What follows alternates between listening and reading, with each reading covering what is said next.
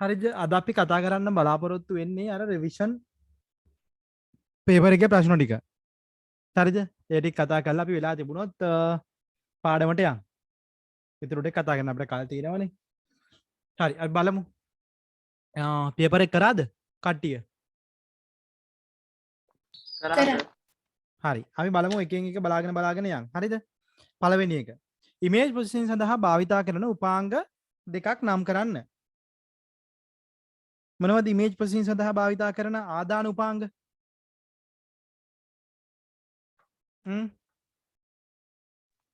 වෙබ්කෑම් වෙබ්කැම්.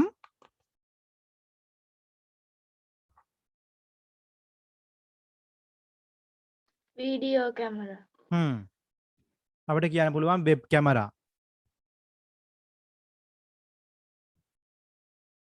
Web camera, video camera, ඔය වගේ දේවල් කියන්න පුළුවන්. හරි. ඊට පස්සේ ඕනනම්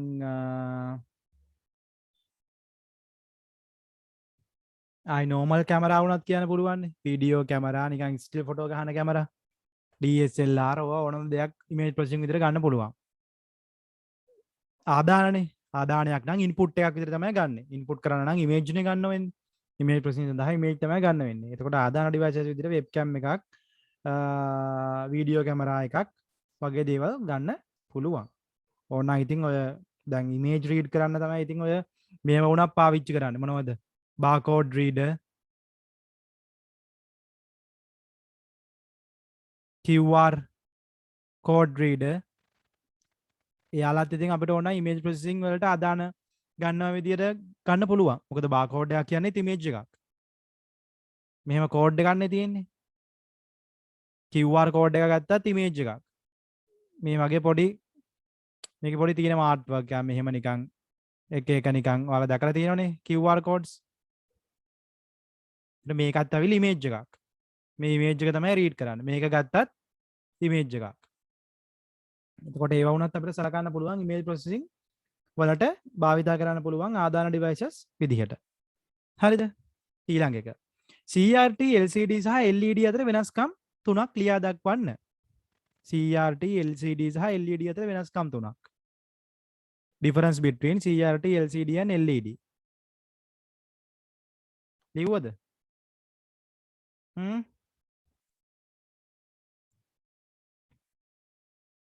කියන්න බලන්න මොනවද ලිව්වේ?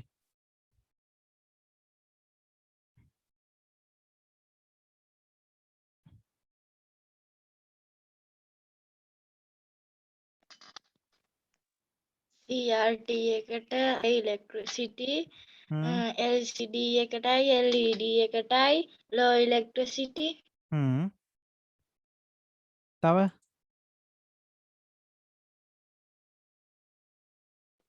CRT එකට low cost, LCD එකට LED එකටයි high cost. ඉසාරා මේ ප්‍රශ්නයට ගොයේ නැහැ. ඒයි අමාරුවෙන්ද මේක අතර ලියන් ගියා. මට ඒ ප්‍රශ්නට උත්තරේ හොයාගන්න බැරුණා. මේ CRT ඩිවයිස් එකක් ගත්තොත් අපිට කියන්න පුළුවන් මේ වගේ අර පිටිපස්ස ලොකු බඳක් තියෙන එකක්. මෙහෙම. ඔයාලා දැකලා ඇතිනේ. පරණ කාලේ මොනද කම්පියුටර්ස් වල තිය පාවිච්චි කරේ CRT. අපි මේකට කියනවා cathode ray tube. CRT cathode ray tube. ඊට පස්සේ අපි තියෙනවා LCD. LCD liquid crystal display.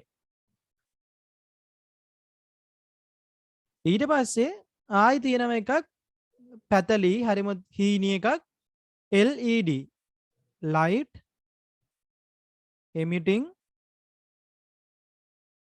diode TV. ඔන්න ඔය වර්ග තුන තමයි අපි කතා කරන්නේ. cathode ray tube, liquid crystal display සහ LED. CRT ඒ වල අපි වෙනස්කම් ගැන කතා කරොත් CRT වල තියෙන ප්‍රධාන වෙනස්කම් තමයි අපි කියනවා මේක weight එක අතින් සෑහෙන්න වැඩි. weight එක වැඩි. බර ගොඩක් වැඩි. ඊට පස්සේ මුදලින් අඩුයි. මුදලින් අඩුවේ පරණ ඩිස්ප්ලේ සාමාන්‍යයෙන් පට්ට ගණන් අඩුයි. ලොකු ගණන් වෙන්නේ නැහැ. CRT එකේ තියෙන cathode ray tube එකක්. එතකොට මේකේ repair කරන්න පහසුයි. repair is low cost. මෙයාගේ විදුලි පිරිවැය high electricity consumption. මොනවලද quality එක වැඩි? CRT වලද LED LCD වලද quality එක වැඩි? LED LED LCD වල quality එක වැඩි. cathode ray tube වල quality එක අඩුයි.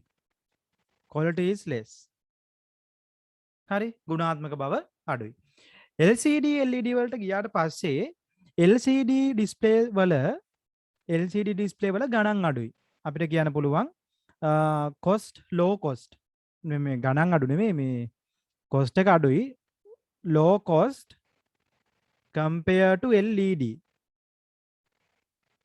LED වලට සාපේක්ෂව LCD ගණන් අඩුයි. LED cost එක වැඩි. cost is high. high cost.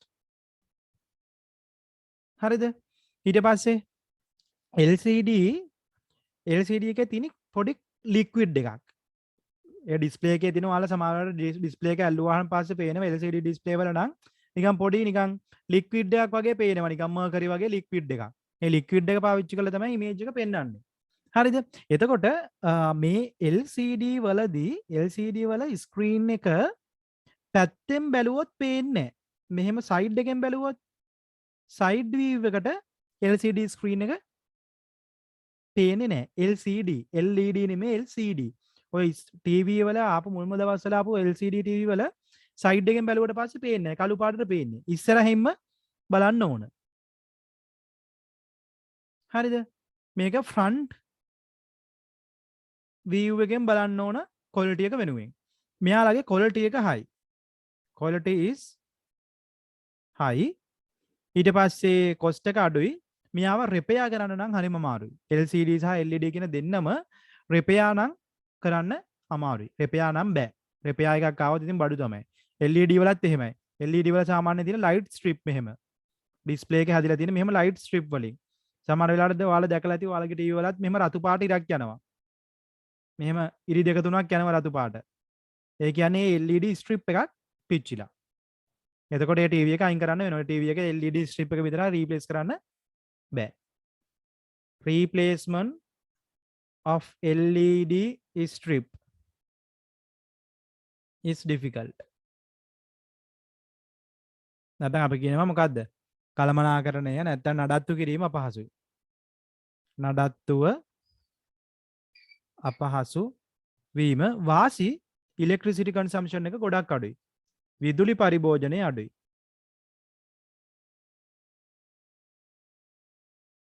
විදුලි පරිභෝජනය අඩුයි. හරි ඔන්න ඔය ටික ලියා ගන්න. දන්නේ නැත්නම් CRT කියන්නේ cathode ray tube, LCD කියන්නේ liquid crystal display, LED කියන්නේ light emitting diode. light emitting diode. හරි සර්.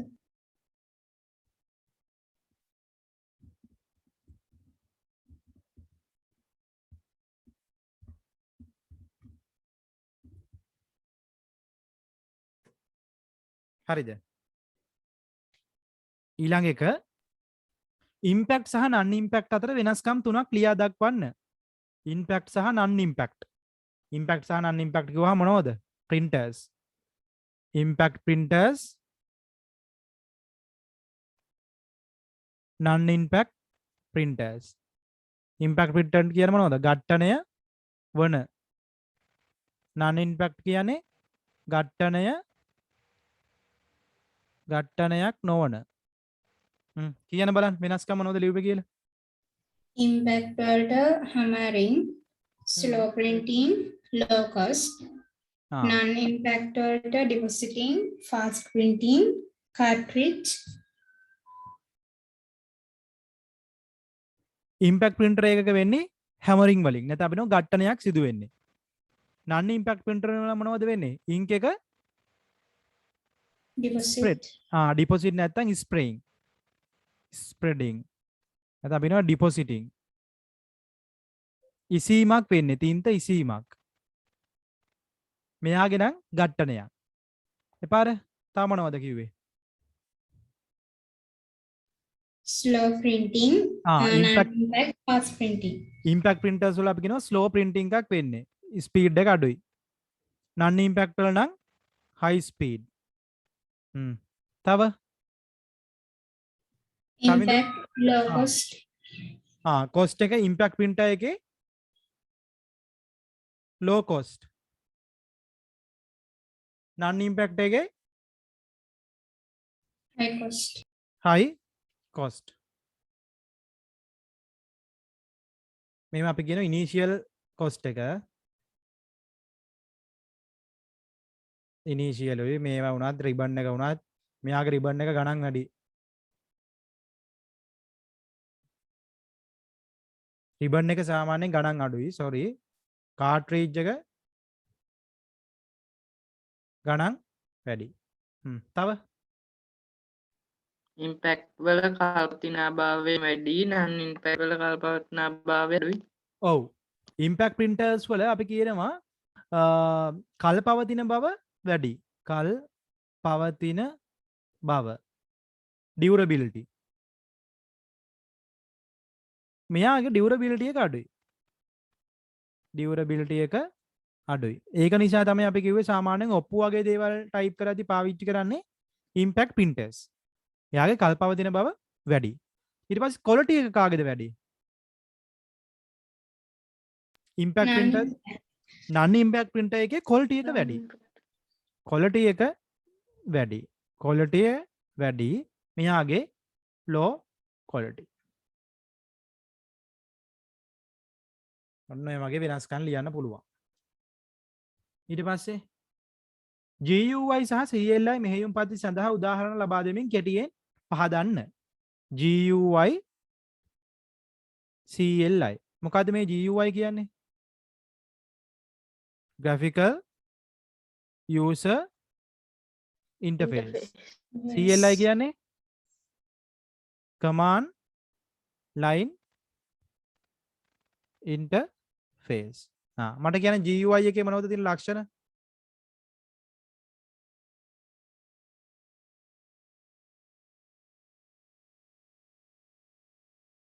කියා බලන්න GUI වල ප්‍රධාන ලක්ෂණ මොනවද?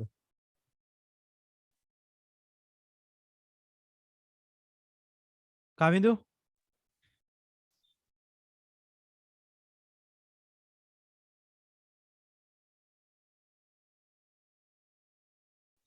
graphical commands can handle using mouse or touchpad මොකද GUI වල අපි ප්‍රධාන කොටස් හතරක් ගැන කතා කරානේ.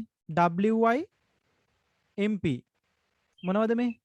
windows icon menu and pointer. එතකොට අපි කියනවා GUI වල රූපමය දේවල් තමයි රූපමය දේවල් එක තමයි මේ ඉන්ටර්ෆේස් එක නිර්මාණය වෙලා තියෙන්නේ. අපි කියන චිත්‍රක graphical. එතකොට සාමාන්‍ය Windows තියෙනවා icon එකක් බලා ගන්න පුළුවන්. mouse pointer එකක් තියෙනවා මේ mouse pointer එකක් යනවා menu එකක් තියෙනවා මේ හැමදේම අපි කියනවා GUI එකේ ප්‍රධාන component.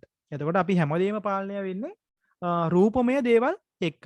window එකක් වෙන්න පුළුවන්, icon එකක් වෙන්න පුළුවන්, menu එකක් වෙන්න පුළුවන්, pointer එකක් වෙන්න පුළුවන්. හැබැයි CLI කොහොමද මේ වෙන්නේ?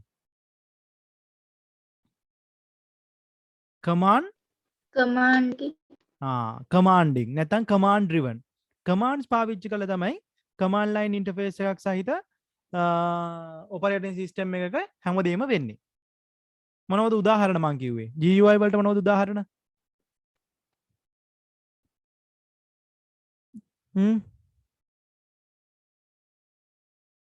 GUI ප්‍රධාන වශයෙන්ම බේස් වෙන්නේ මොන වගේ operating system වලද? Windows 7, 8, Vista, 9, 10, 9 කියලා ගන්න නැහැ නේ.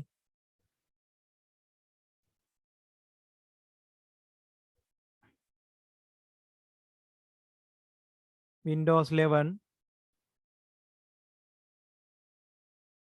හරි. ඊට පස්සේ command driven නම්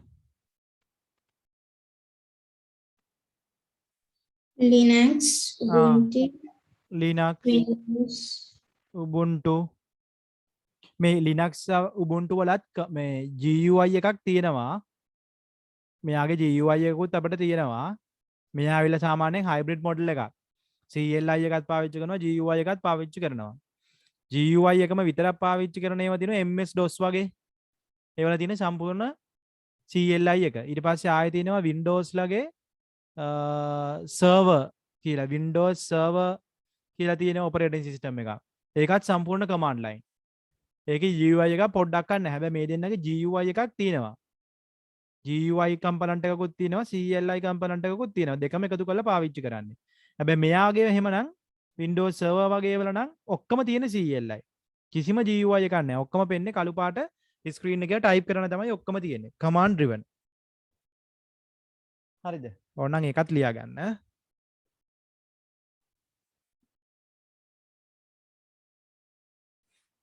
යම් බලන්න ඊළඟ එකට. Utility software උපයෝගීතා මෘදුකාංග පරිගණකයට ඇති දායකත්වය පැහැදිලි කරන්න. Utility software පාවිච්චි කරන්න හේතුව. 4නේ 5. කියන්න බලන්න. මොනවද utility softwares කියන්නේ? The activities related to the computer is minimized, analyzed, and maintained by utility software. Utility softwares. ප්‍රධාන usage එක මොකක්ද utility softwares වල? දැන් අපි ගත්තොත් මෙහෙම අපිට තියෙනවා මොනවද?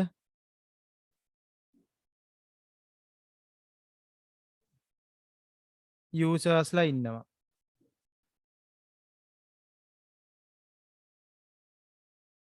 එතකොට usersලා පාවිච්චි කරනවා මොනවා softwaresද පාවිච්චි කරන්නේ? application software. මොකක් කියලාද අපි මෙයාට කියන්නේ? යෙදුම් මෘදුකාංග.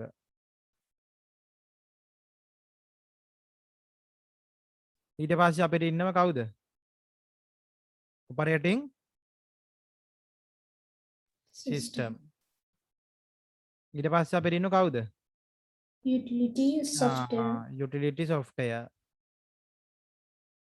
ඊට පස්සේ අපිට ඉන්නවා Hardware. hardware. එතකොට මේ operating system එක තමයි මේ ඔක්කොම කට්ටියව පාලනය කරන්නේ. එතන මේ utility software වලින් මොනවද කරන්නේ? අපි කිව්වා utility software මොනවද කරනවා කිව්වේ?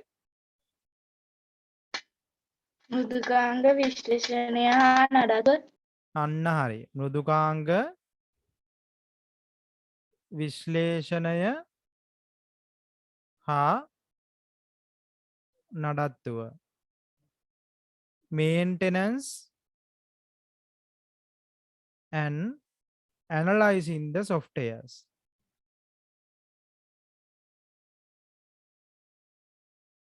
එයා මුලින් එයාගේ ප්‍රධාන රාජකාරිය තමයි පරිගණකයේ තියෙන මෘදුකාංග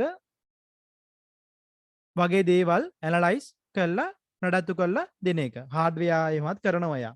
හાર્ඩ්වෙයාර් වලට අදාළ මෘදුකාංග කොටස් එහෙම පාලනය කරන්නේ යුටිලිටි software වලින්. උදාහරණ මොනවද අපි කතා කරේ යුටිලිටි softwares වලට?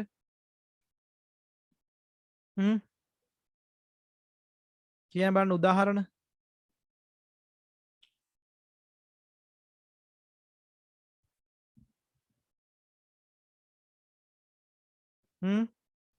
මතකද? ඩීෆ්‍රැග්මන්ටර් කියලා එහෙම කතා කරේ. තව මොනවද කිව්වේ? ටාස්ක් මැනේජර්,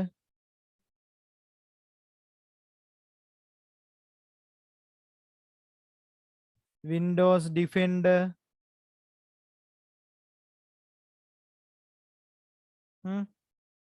virus guards, මතකද මේ වගේ දේවල් කතා network කරා? utility network utility.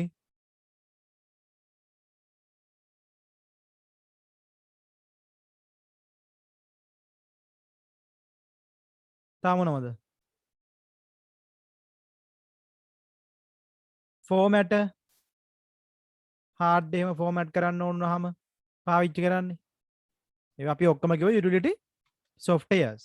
පරිගණකයේ නඩත්තු කර ගැනීම සඳහා මෘදුකාංග ප්‍රධාන වශයෙන් විශ්ලේෂණය හා නඩත්තු කිරීම වලට භාවිතා කරන softwares. මතකයිනේ අපි කතා කරා. අපි කොහොමද මෘදුකාංග විශ්ලේෂණය බෙදුවේ?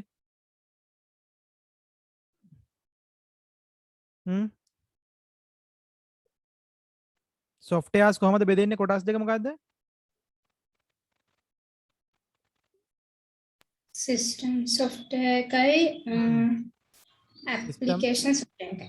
system softwares, application softwares. පද්ධති මෘදුකාංග සහ යෙදුණු මෘදුකාංග. system softwares බෙදන්න පුළුවන් කොටස් තුනකට. කවුද?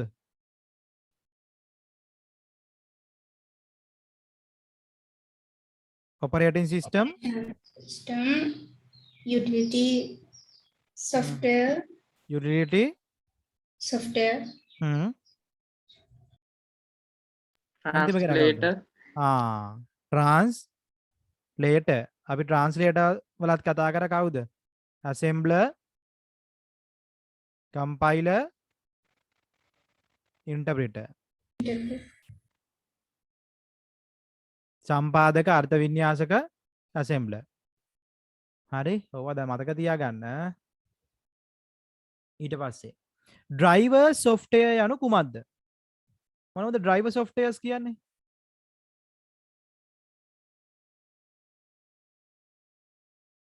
driver පරිගණක යන්ත්‍රයක දත්ත තැන්පත් කිරීමට උඩු තැටියක ප්‍රධාන වශයෙන් භාවිතා කරන උපකරණයකි. driver software. පරිගණක වැඩසටහනක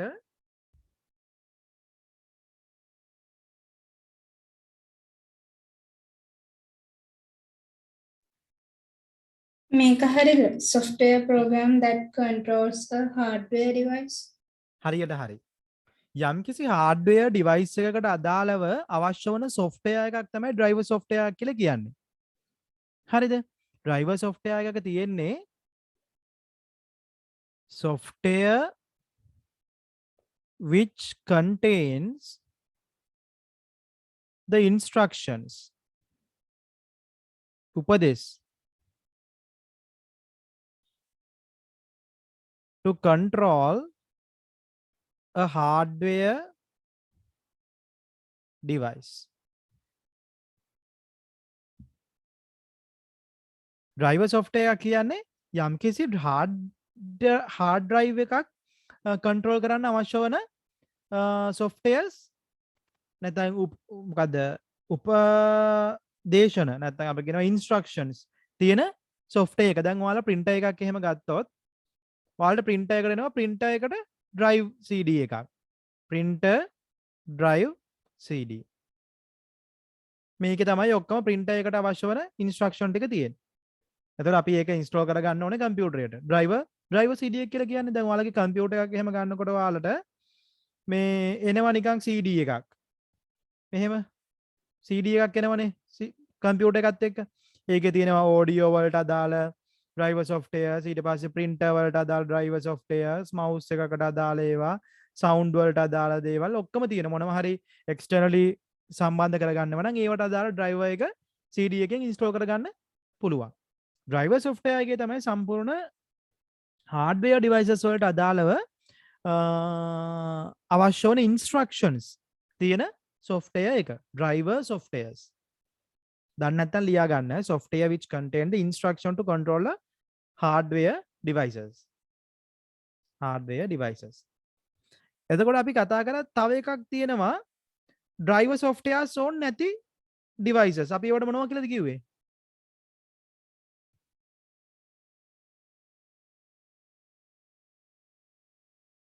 වෙනම driver softwares install කරන්න ඕන නැති ඒවා තිබ්බා. මොකක් කියලාද අපි මේ devices වලට කිව්වේ?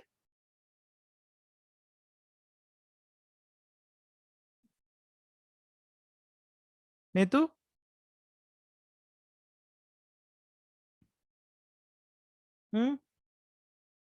වෙනම softwares install නොකර ඒ වෙලෙම ටක් දාලා පාවිච්චි කරන්න ගන්න පුළුවන් ඒවට. මොනවා කියලාද කිව්වේ?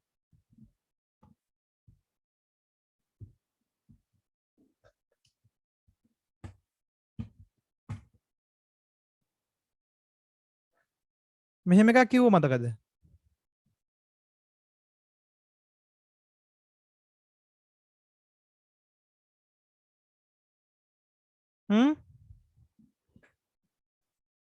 plug and play devices කියලා.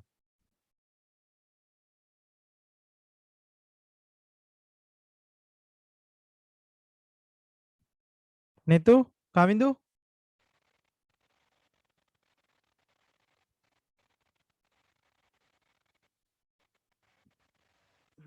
ඉසාරා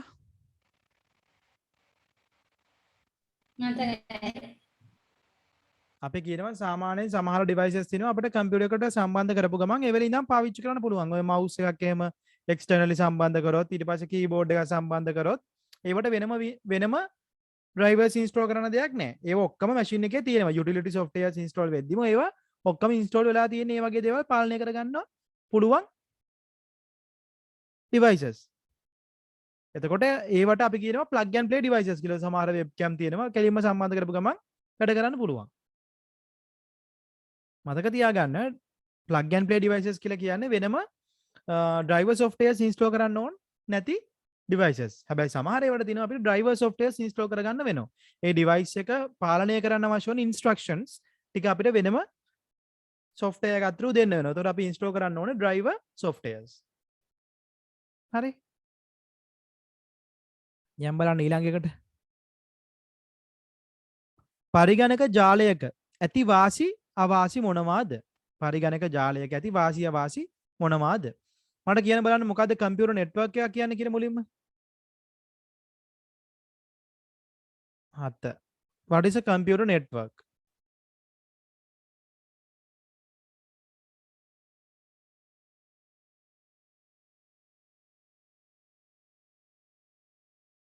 නෙතු පරිගණක ජාලයක් කියන්නේ මොකක්ද? පරිගණක දෙකක ඊට වැඩි සංඛ්‍යාවක් භෞතික හෝ භෞතික නොවන මාධ්‍යයක් බාරයෙන් සීමා සහිත හෝ සීමා රහිත ප්‍රදේශයක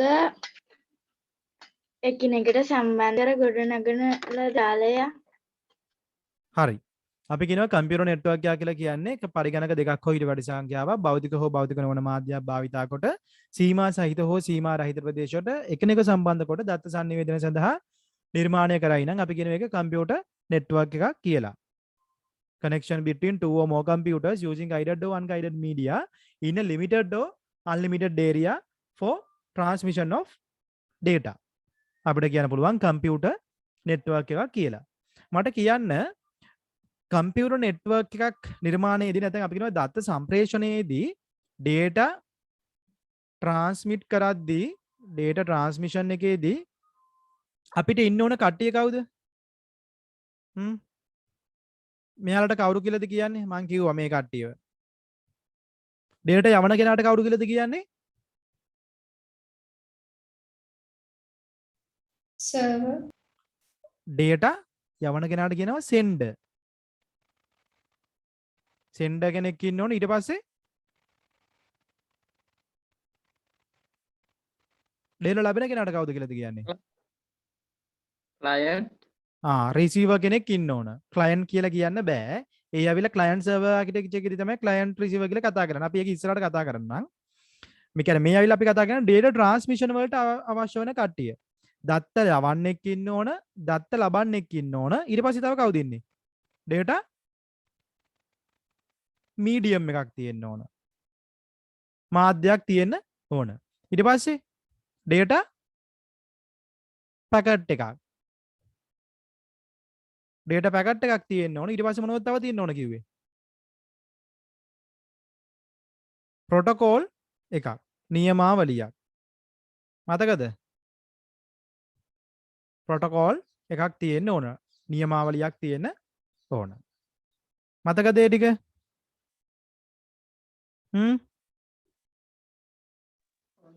ඔව් සර්. දත්ත සම්ප්‍රේෂණයේ ප්‍රධාන කොටස් ටික. දැන් මට කියන්න බලන්න network එකේ වාසි සහ වාසි. networking වල මොනවද advantages disadvantages? Advantages or protection, තව ability to use resource publicly and to translate and information. And disadvantages are to increase the cost and less security for data. තව මොනවද ලිව්වේ? කමින්දු නේතු?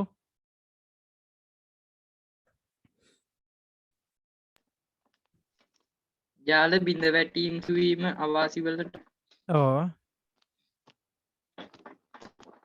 අපිට කියන්න පුළුවන් පළවෙනිම මොකද්ද? devices can be shared. උපකරණ හවුලේ භාවිතා කරන්න පුළුවන්. ඊට පස්සේ softwares can be shared.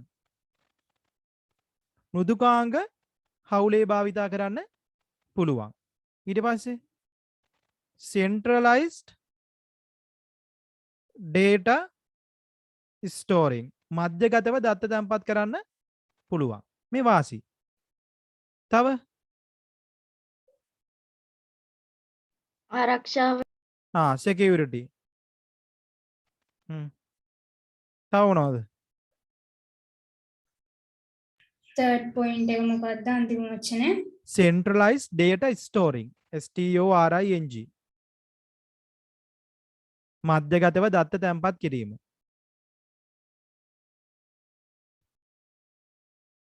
disadvantages වලට මොනවද ලිව්වේ? cost එක වැඩි. initial high cost. ජාල බිඳ වැටීමට සිදුවීම initial high cost. අපිට කියන්න පුළුවන් ජාල බිඳ වැටීම්. network breakdown. network සර්වන් disadvantages වලට less security කියලා ලිව්වා. එතකොට දැන් advantages වලට security කියලා තියෙනවා. එතකොට ඒක වැරදිද? මේ disadvantages පැත්ත ලියන්න ඕනේ less security to data. හරි එහෙම තමයි. data වල security එක ටිකක් අඩුයි network එක. හැබැයි security කිව්වම ජාලය සමතතින් ගත්තොත් දත්තවලට ආරක්ෂාවක් තියෙනවා. data වල පොඩි අවුලක් තියෙනවා මෙතන security එක පිළිබඳව ගැටලුවක්.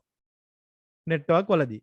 හැබැයි අපි ගත්තොත් සම්පූර්ණ එකක් විදිහට ගත්තොත් අර මොනවද දේවල් වල බෑකප් තියෙනවා, ඒවා නැති වෙන්න අවස්ථාවක් තියෙනවා, කාගේ හරි ගාව කොපි එකක් තියෙනවා.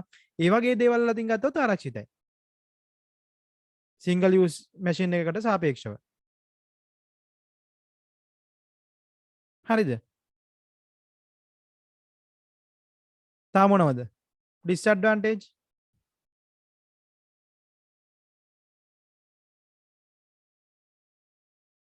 attack like virus. virus attacks. තව difficulty in maintenance.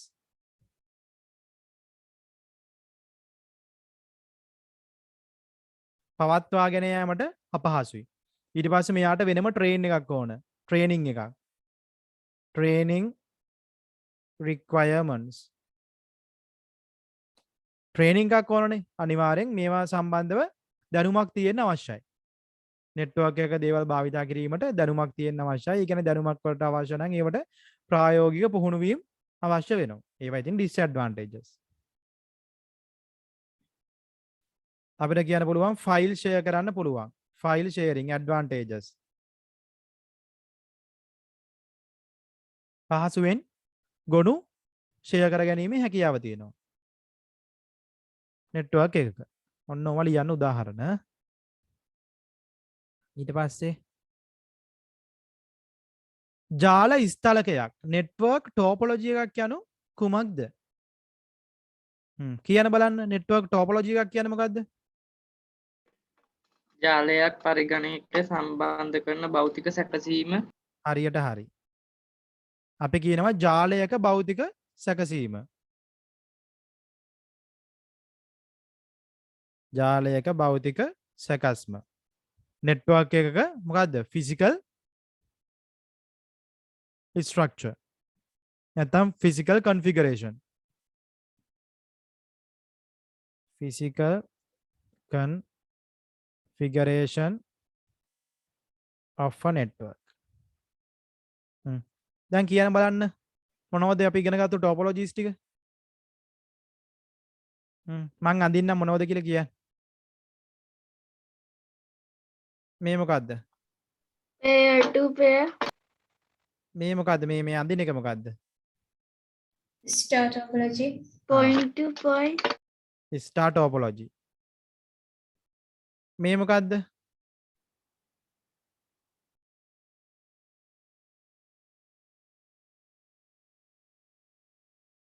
දෙවෙනි එක මොකද්ද? Bus.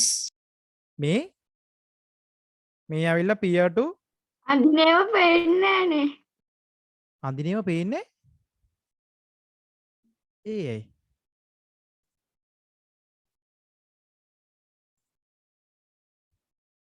පාට පේන්නේ නැද්ද?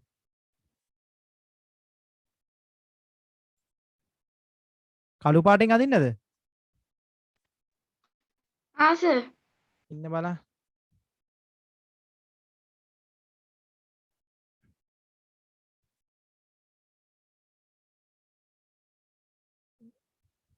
පේනවද දැන්?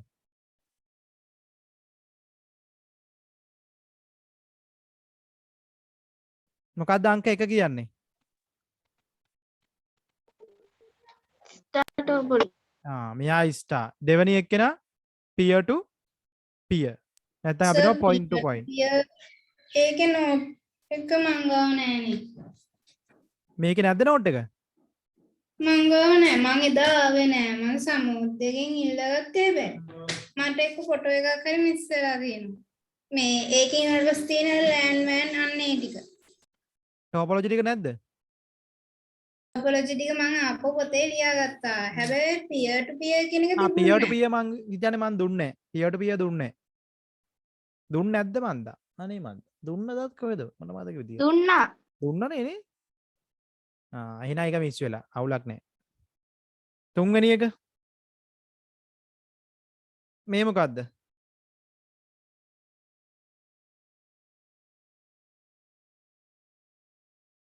ring topology එක. ring topology.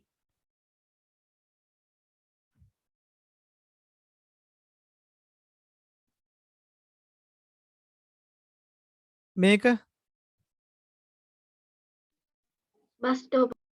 bus topology.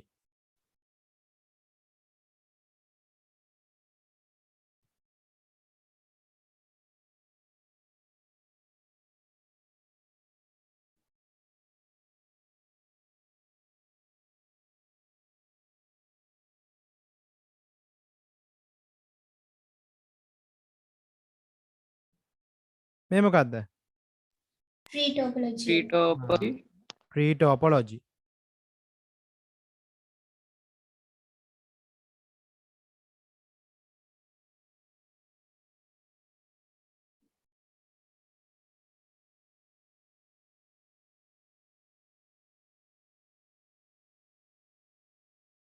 මේ මොකද්ද? mesh topology. mesh topology. ඔන්න ඔය ටික තමයි අපි කතා කරේ topologies. definition එකේ මේ physical configuration of a network.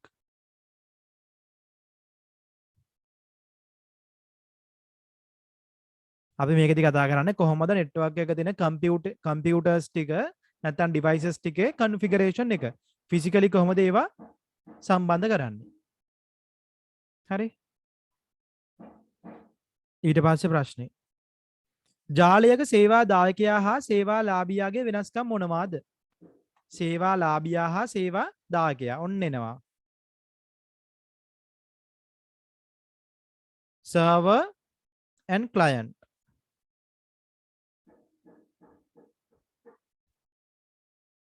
server කියන්නේ කවුද? සේවාවක් සපයන කෙනා. සපයන්න. client කියන්නේ කවුද? සේවාවක් ඉල්ලුම් කරන. අන්න හරි. සේවාවක් ඉල්ලුම් කරන කෙනා. එතකොට server කියන්නේ සේවාවක් සපයන කෙනා, client කියන්නේ සේවාවක් ඉල්ලුම් කරන කෙනා. හරිද? එතකොට මේ සර්වර්ස් වර්ග තියෙනවා අපිට ගොඩක්. වෙබ් සර්වර් කියලා කට්ටියක් ඉන්නවා.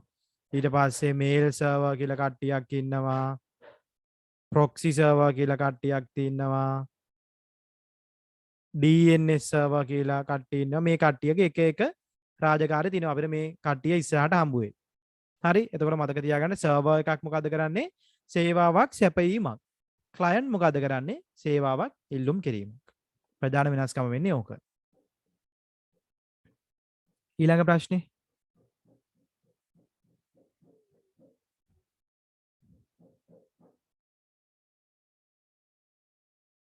කීවෙනි එක තියෙන කතා කරන්න? 11 වෙනි එක. නෑනේ 10.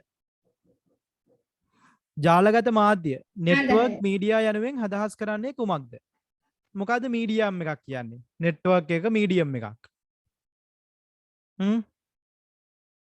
අපි කතා කරා නෙට්වර්ක් මීඩියම් කියන්නේ මොකද්ද? මාධ්‍යයක් කියලා මොකද්ද හඳුන්වන්නේ?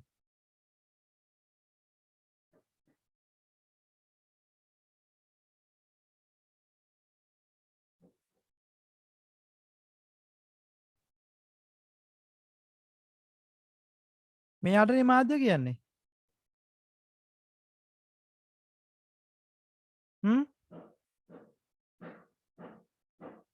මොකක්ද එහෙනම් මීඩියම් එකක් කියලා කියන්නේ?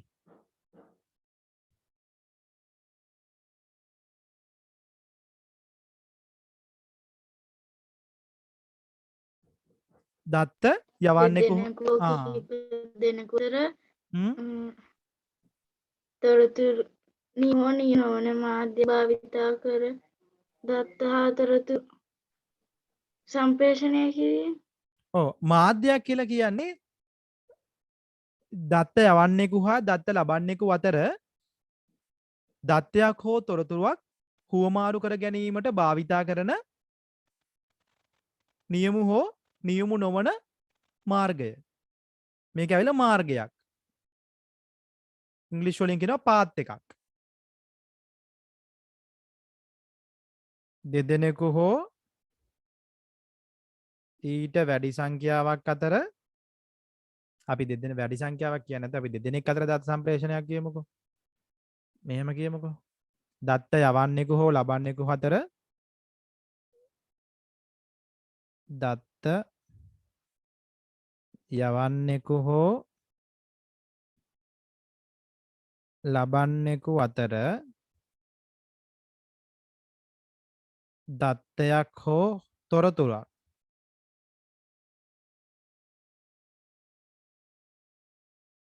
හුවමාරු කිරීමට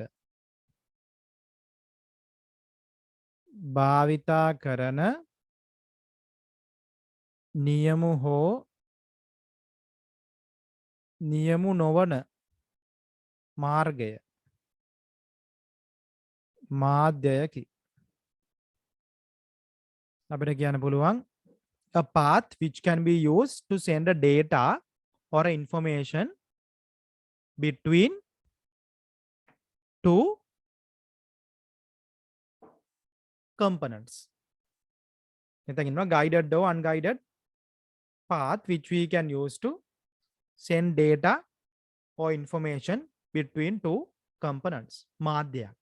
path එකක්. මාධ්‍යයක් කියන්නේ path එකක්. එතන අපි ප්‍රධාන වශයෙන් medium එක බෙදනවා කොටස් දෙකකට. මොකක්ද?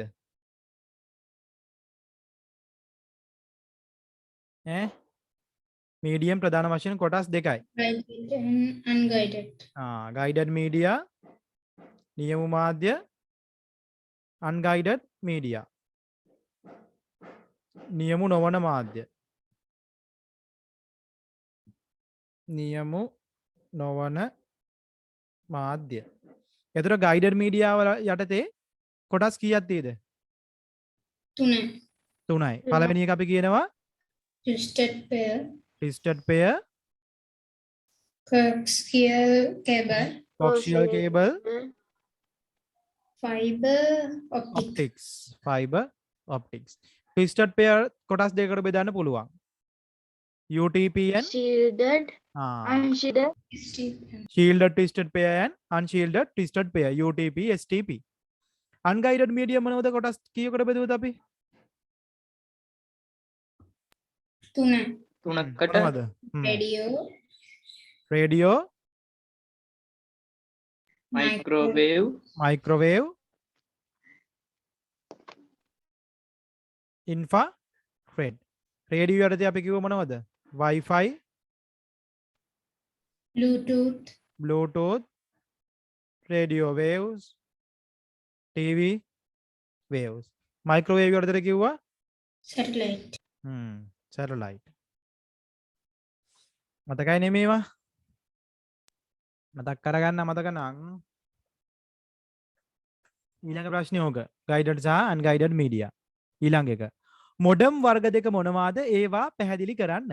මොඩම් වර්ග දෙක මොනවාද? ඒවා පැහැදිලි කරන්න. කොහොම බලන්න ඔකට උත්තර ලියපු කට්ටිය. මොඩම් ලිව්වද ඔකට උත්තරේ? Live. මොකද්ද ලිව්වේ? internal external ඔව් මොඩම් වර්ග දෙකක් තියෙනවා. internal modem and external modem. අභ්‍යන්තර හා බාහිර. හරි. ඒක හරි. මොකක්ද අතර මොඩම් එකෙන් කරන්නේ?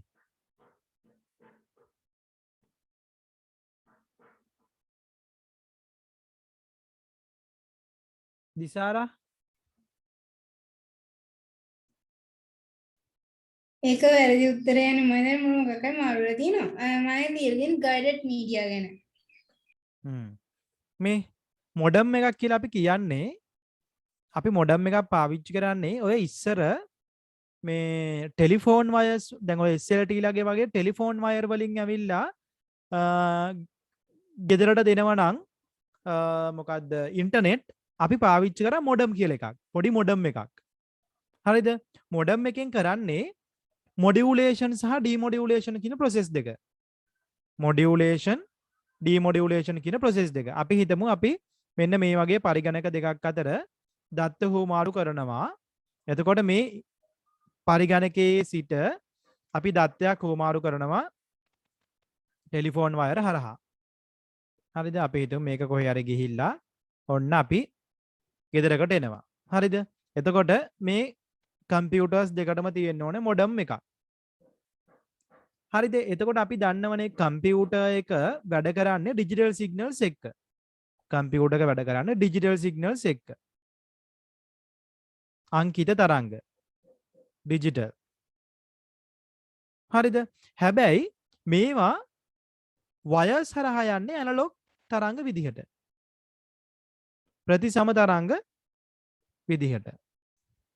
ඇනලොග්. මාධ්‍ය කරහා ගමන් කරන්නේ ඇනලොග් තරංග විදිහට. ඒක සඳහා අපි පාවිච්චි කරනවා මෙන්න මේ වගේ ක්‍රියාවක්.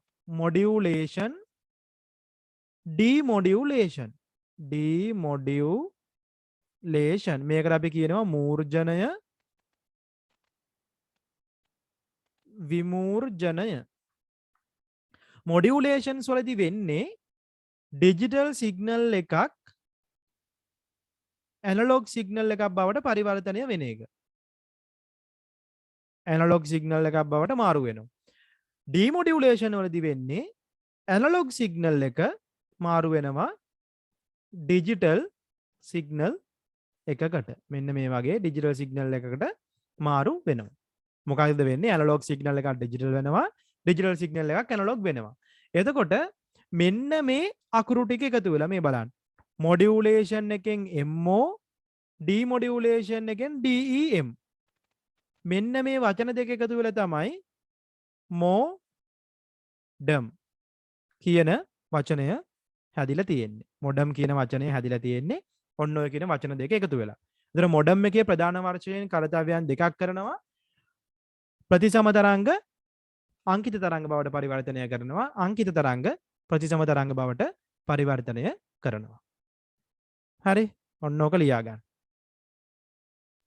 සර් මම ඒකට උත්තරේ ලියලා හැබැයි වැරදි. මං ඉස්සෙල්ලා කියලා තියෙන 11 වෙනි ප්‍රශ්නේ. මේ ඩිජිටල් සිග්නල්, ඇනලොග් සිග්නල් කියලා ලියලා තියෙන්නේ. ඒක වැරදි.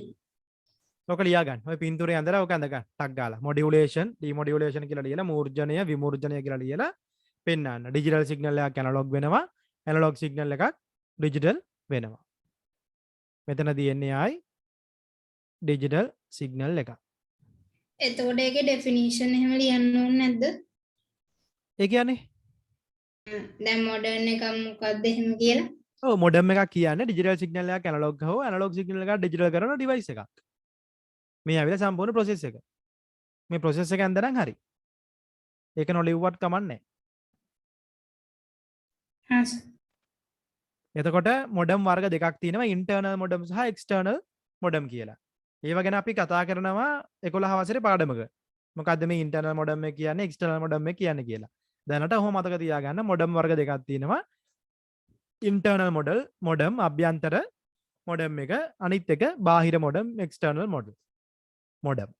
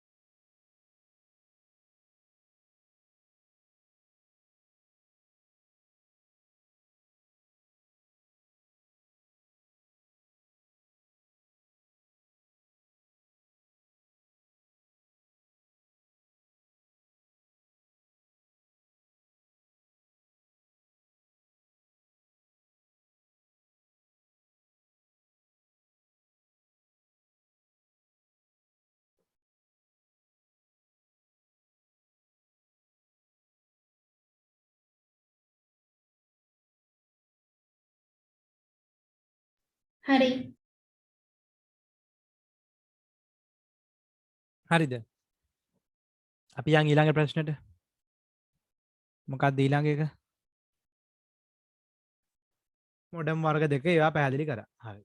අන්තර්ජාලය ඉන්ටර්නෙට් පහසුකම් ලබා ගැනීමට අවශ්‍ය සංඝටක මොනවාද? මොනවද ඉන්ටර්නෙට් ගන්නව නම් අපිට ඕන වන ඩිවයිසස්? software එකයි hardware එක. අපි අහන්නේ සංඝටක components. smart device, ඈ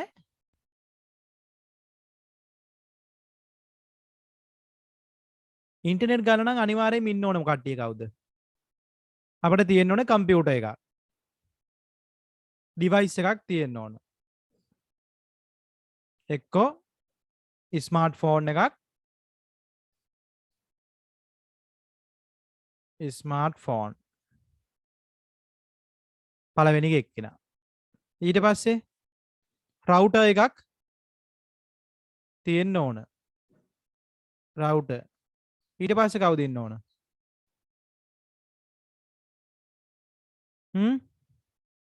ISP කෙනෙක් ඉන්න ඕන. ඉන්ටර්නෙට් සර්විස් ප්‍රොවයිඩර් කෙනෙක්. ISP කියන්නේ කවුද? Internet service provider. අන්තර්ජාලය දෙන කෙනෙක්. එක්සැම්පල් ඩයලොග්, මොබිටෙල්, SLT මේ ඔන්න ඔය කට්ටිය ඉන්න ඕනනේ. තව කවුද ඕන? සමහර ඒවල නම් මොඩම් එකක් ඕන.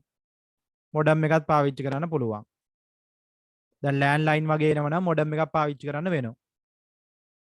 එතකොට දැන් ඔය සමහර වෙලාවට ඉන්ටර්නල් මොඩම් කියලා කියන්නේ රවුටර් එකක් එහෙම ගත්තොත් රවුටර් එකේ ඇතුළෙම තියෙනවා මොඩම් එක. ඒව එතකොට ඉන්ටර්නල් මොඩම්. වෙනම එක්ස්ටර්නලි තියන්න ඕනේ නැහැ. වෙනම සෙපරේට් මොඩම් එකක් ඕනේ නැහැ. ඒක හાર્ඩ්වෙයාර් වලම තියෙන මොඩම් එක. ඔන්න ඕවනේ ඕන. රවුටර් එකක් තියෙන්න ඕනේ, ISP කෙනෙක් ඉන්න ඕන, මොඩම් එකක් තියෙන්න ඕන, ඩිවයිස් එකක් තියෙන්න ඕන.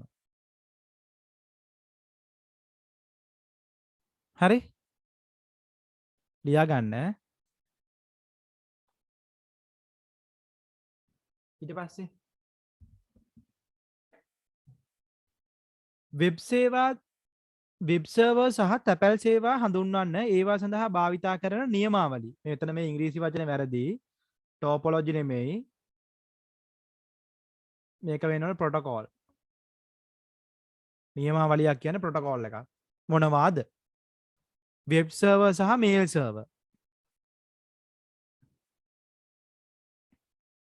Web server mail server. හරිද? වෙබ් සර්වර් සහ මේල් සර්වර් කියලා කියන්නේ අපිට වෙබ් පිටු ගබඩා කර තබාගෙන අවශ්‍ය මොහොතේ ලබා දීම.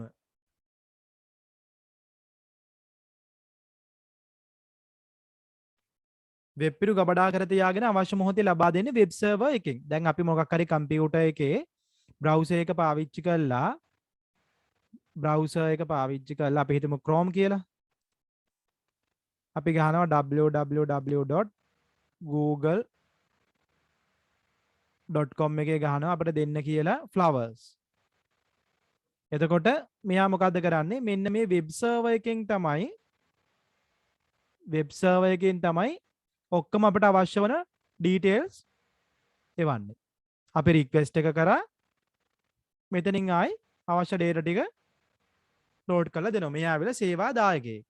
Web server. වෙබ් පිටු ගබඩා කර තබාගෙන අවශ්‍ය මොහොතේ ලබා දීම කරන්නේ වෙබ් සර්වර් එක. මේල් සර්වර් එක තමයි මොනවද කරන්න ඇත්තේ mail server? email email related ආශ්‍රිත සේවාව විද්‍යුත් තැපෑල emails ආශ්‍රිත සේවාවන් සැපයීම. එතකොට අපෙන් අහනවා මේ කට්ටිය පාවිච්චි කරන ප්‍රොටෝකෝල්. වෙබ් සර්වර් පාවිච්චි කරනවා HTTPS. මෙන්න මේ ප්‍රොටෝකෝල් දෙක පාවිච්චි කරන්න. මේකට අපි කියනවා hyper text transfer protocol. S කියලා තියෙනවා නම් S කියන්නේ secured. මේ S එකෙන් කියවෙන්නේ SUCURED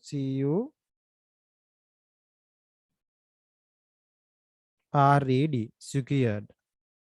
මේ නියමාවලි දෙක තමයි අපි පාවිච්චි කරන්නේ HTTP and HTTPS. මේල් වලට පාවිච්චි කරනවා protocol නියමාවලි SMTP simple mail transfer protocol. මේව දැනට ලියාගෙන තියන්න අපි ඉස්සරහට කතා කරනවා මේව ගැන. POP post office protocol.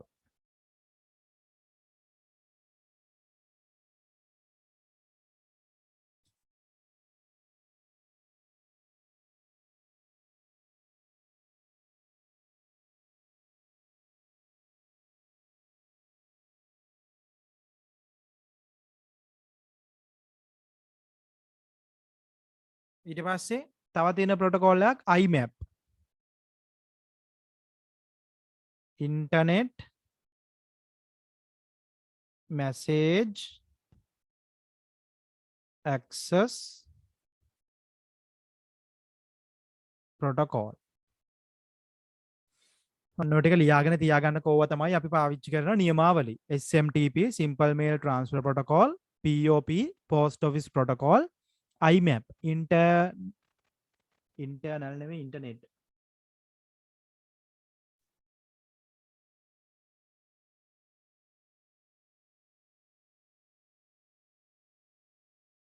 Internet Message Access Protocol. ඕවට අපි කියනවා නියමාවලි. Protocols.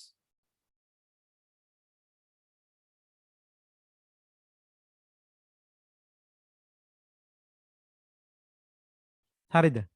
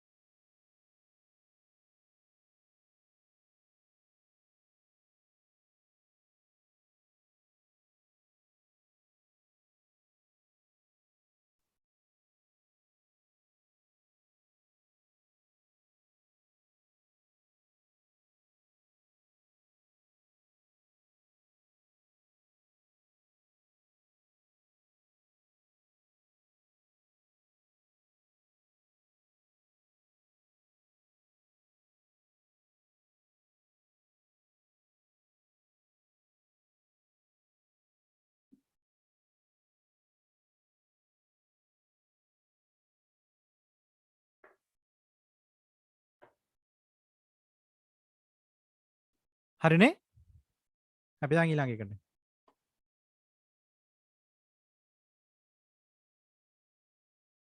දත්ත හා තොරතුරු අතර ලාක්ෂණික අංග දෙක බැගින් ලියන්න. data and information. මොනවද data කියන්නේ? මොනවද information කියන්නේ? මොනවද ඒවල ලක්ෂණ?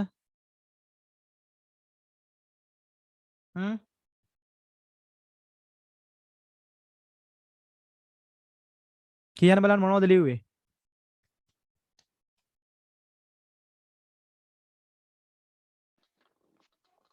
වෙන්ගත් කල අටදීමට නොහැකි data information සකස් කරන ලද දත්ත අර්ථයක් දීමට කිය.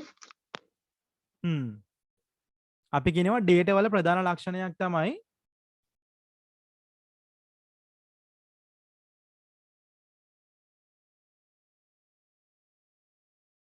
තනිව ගත් කල තේරුමක් සහිත. තනිව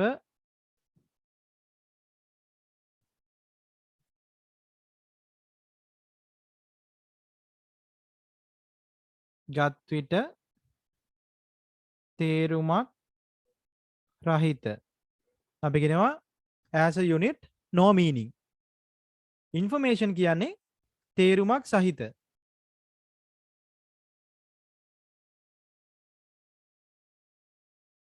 තේරුමක් සහිත දත්ත. තව මොනවද ලක්ෂණ?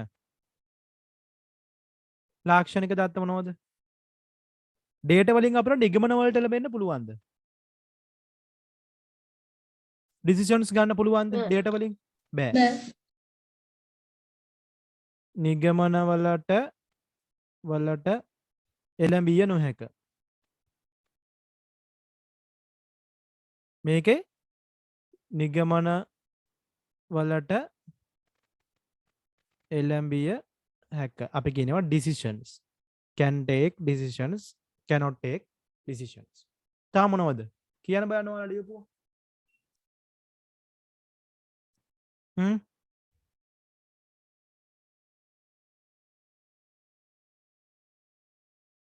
data කියන්නේ මොකද්ද?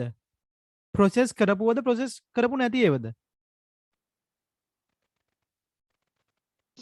process කරපු නැති ක්‍රියාවලියකට ලක් නොකර not processed. information නම් processed data. ක්‍රියාවලියකට ලක් කර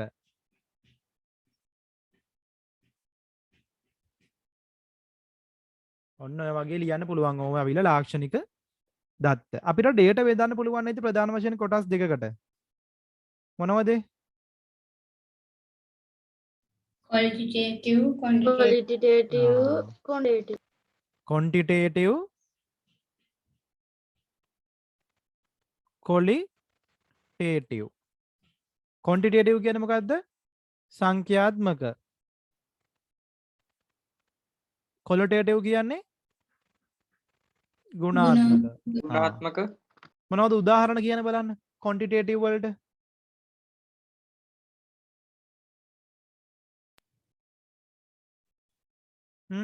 marks, marks. ඊට පස්සේ height,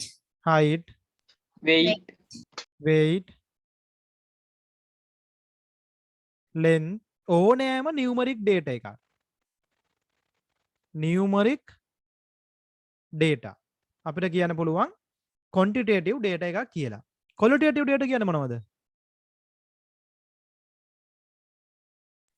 health, color, smell, health, Smell. color,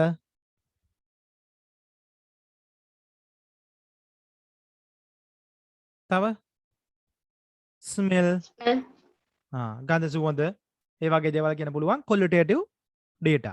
ඒතකොට සාමාන්‍යයෙන් අපිට කියන්න පුළුවන් quantitative data එකක් නම් අපිට පුළුවන් sort එහෙම කරන්න. දැන් සංඛ්‍යාත්මක වගේ දේවල් තියෙනවා නම් අපිට sort කරන්න පුළුවන්.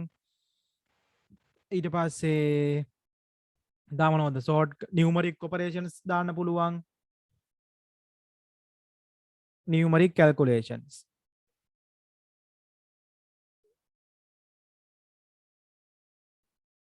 දාන්න පුළුවන්. සාමාන්‍යයෙන් qualitative data නම් මොනවද කරන්නේ අපි? කැටගරි කරන එක. අපි කියනවා group කරනවා. හරිද? සාමාන්‍යයෙන් quantitative data නම් අපිට පුළුවන් sort කරන්න, numeric calculations වගේ දේවල් කරන්න. quantities වගේ දේවල් අපි මොනවද කරන්නේ? group කරන එක. දැන් අපි කිව්වොත් හොඳ ළමයි කියලා කට්ටියක් හැදුවා, නරක ළමයි කියලා කට්ටියක් හැදුවා. group කරා.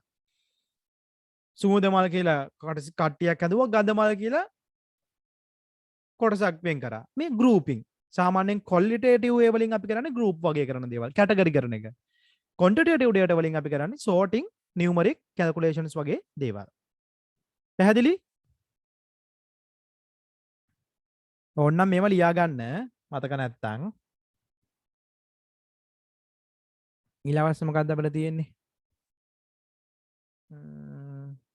සංඛ්‍යාත්මක හා ගුණාත්මක දත්ත අතර වෙනස්කම්. හරි. ඒක කතා කරා. පරිගණක මතකය. කම්පියුටර් මෙමරි පැහැදිලි කරන්න උදාහරණ සපයන්න. කම්පියුටර් මෙමරි කියන්නේ මොකද්ද?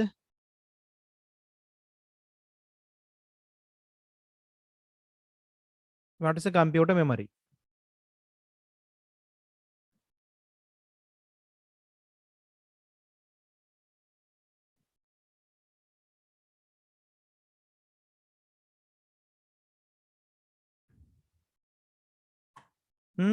මොනවද ලිව්වේ? කම්පියුටර් මෙමරි එක කියන්නේ මොකද්ද?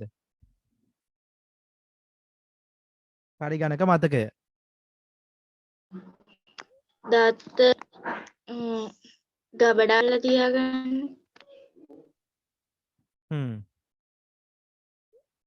දිසාරා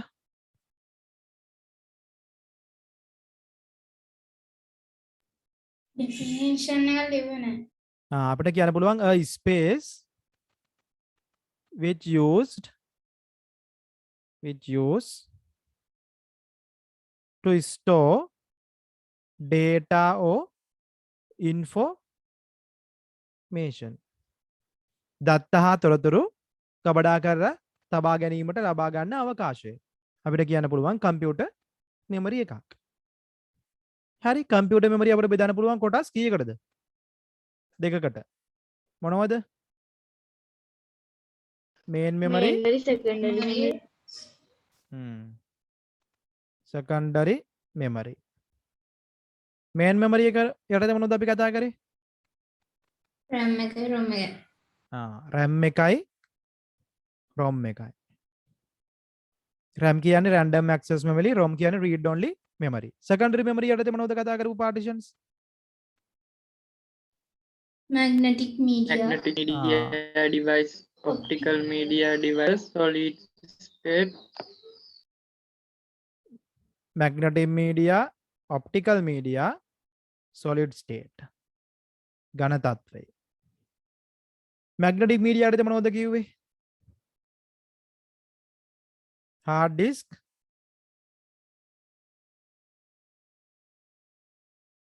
magnetic tape, floppy disk. optical, CD, DVD, Blu-ray. solid state,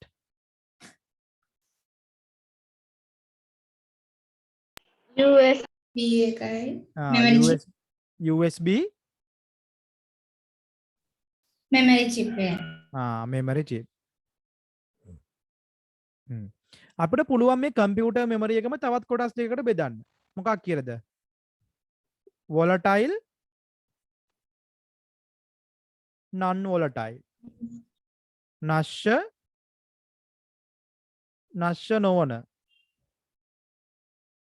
මොනවද volatile memory කියන්නේ? කියලා දුන්නා. volatile memory කියන්නේ මොනවද?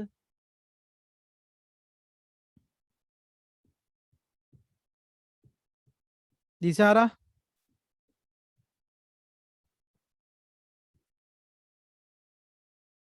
volatile depends on electricity. volatile memory කියන්නේ depend on electricity. current එක මත රඳා පවතින. non volatile කියන්නේ not depend on on electricity. electricity. විද්‍යුතය මත රඳා නොපවතී. මොනවද උදාහරණ volatile memory වලට?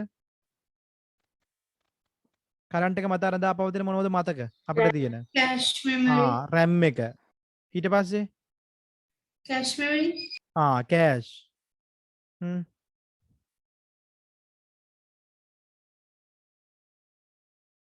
තා මොනවද? register. register memory එක.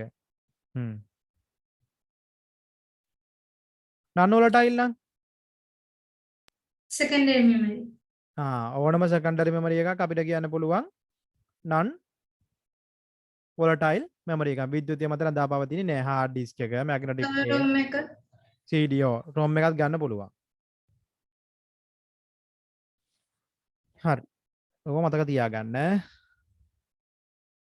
ඊට පස්සේ මොකද්ද? 18 සංඛ්‍යා පද්ධතියක number system එක කාර්ය මොනවාද? ඇයි අපි සංඛ්‍යා පද්ධතියක් භාවිතා කරන්නේ? කියන්න බලන්න. To represent a finite number.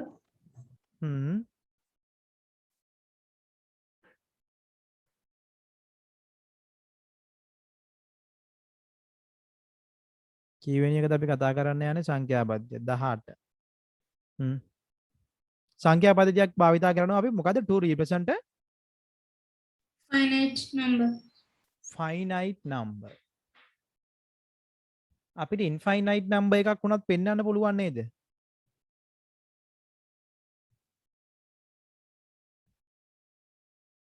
ගණන් වලදී අපි infinite number උත් පෙන්නනවනේ. finite නොවන. අපිට පහසුවෙන්ම මොකද්ද කියන්න පුළුවන්? සංඛ්‍යා පද්ධතියක් භාවිතා කරන්න මොනව සඳහාද? To represent a number. To represent a number.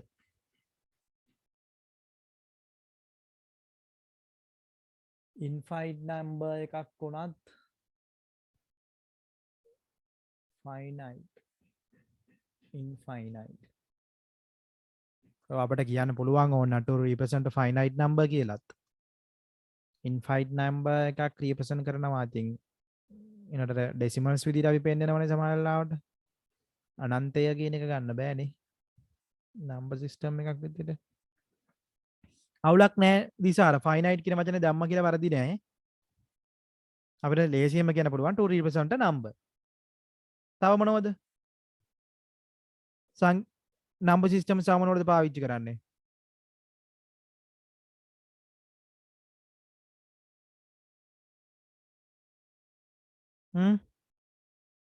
Calculation කියන්න බෑ නේද? පුළුවන්. To perform calculations.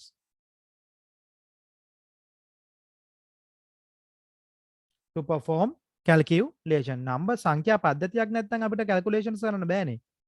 අනිවාර්යෙන් සංඛ්‍යා පද්ධතියක් තියෙන්න ඕනේ. අපි දැනගෙන ඉන්න ඕන ඒ අදාළ පරාසය මොකක්ද? රේන්ජ් එක දැනගෙන ඉන්න ඕන. බේස් එක දැනගෙන ඉන්න ඕන. නැත්නම් calculation එකක් කරන්න බෑනේ.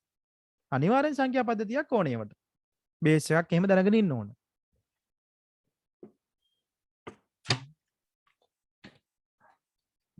ඔය වගේ දේවල් කියන්න පුළුවන්. to represent a number, to perform calculation. ඊට පස්සේ to do the conversions. පරිවර්තනය සඳහා.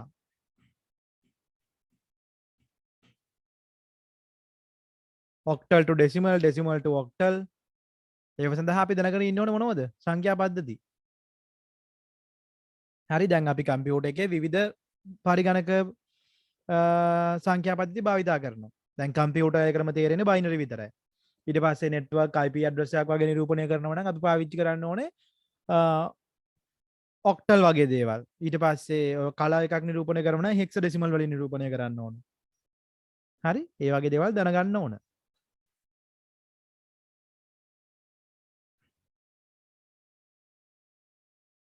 හරි. 19 තොරතුරු වල ගුණාත්මක අගය quality වැඩි කළ හැකි ක්‍රම දෙකක් ලියන්න.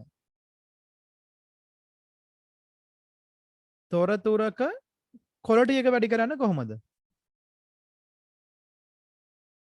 completeness, ඒක තමයි අහන්නේ තොරතුරක ගුණාත්මක අගය වැඩි කළ හැකි ක්‍රම දෙකක්. තොරතුරක ගුණාත්මක අගය වැඩි කළ හැකි ක්‍රම දෙකක්. එතකොට qualities ලිව්වහම වැරදිද? relevancy ඒ වගේ නෑ ඒ ඇවිල්ලා තොරතුරක ගුණාංගනේ. තොරතුරක ගුණාංග. අපි කියනවා qualities of information. නැත්නම් features of information. දැන් මෙතන අහන්නේ තොරතුරක ගුණාත්මක අගය වැඩි කළ හැකි ක්‍රම දෙකක්. තොරතුරක quality එක වැඩි කරන්නේ කොහොමද? ඒක දෙකක් දිසාරා. තොරතුරක qualities මොනවද කියලා අහුවාම අපි ලියන්න ඕනේ ඔය reliability ඊට පස්සේ completeness ඒ වගේ දේවල් කියන්න පුළුවන්. දැන් මෙතන අහන තොරතුරක quality එක වැඩි කරන්න මොනවද පාවිච්චි කරන්න පුළුවන් කියලා. මොනවද ලිව්වේ? දිසාරා? දිසාරා ලිව්වා කිව්වේ ඒ ටිකනේ. ඔව් මාළුවේ relevancy, completeness, accuracy ඒ තුන තමයි.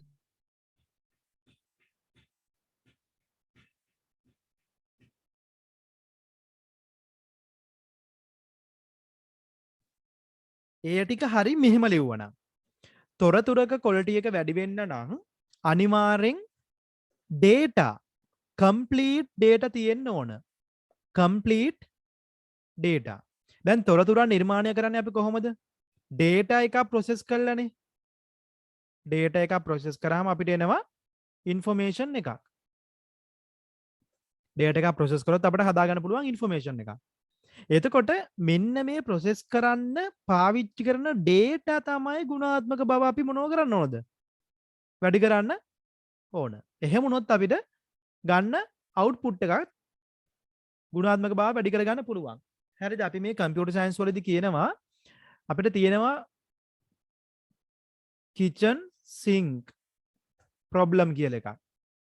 මේක මේ ඔයාලට මේක මේ අමතර දැනුමට kitchen sink problem එකක් කියලා problem එකක් තියෙනවා. kitchen sink problem කියලා කියන්නේ සාමාන්‍යයෙන් ඔයාලගේ ගෙදරව තියෙනව නේද මේ sink එක? කුස්සියේ. නේම තියෙනවනේ sink එකක් කුස්සියේ. මෙහෙම ටැප් එකක් එක්ක sink එකක් තියෙනවා. හරිද? එතකොට මේ sink එකේ මොනවද හොදන්නේ සාමාන්‍යයෙන්?